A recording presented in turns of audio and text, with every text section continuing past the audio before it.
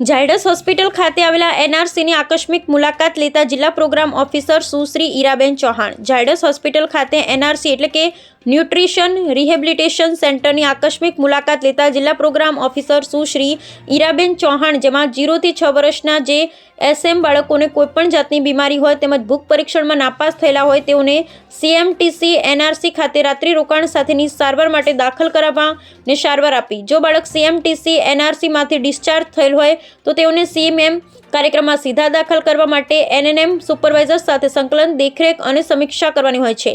એનઆરસીમાં દાખલ તમામ એસએમ બાળકોની વાલીઓ સાથે જિલ્લા પ્રોગ્રામ ઓફિસર સુશ્રી ઈરાબેન ચૌહાણે સંવાદ કર્યો હતો.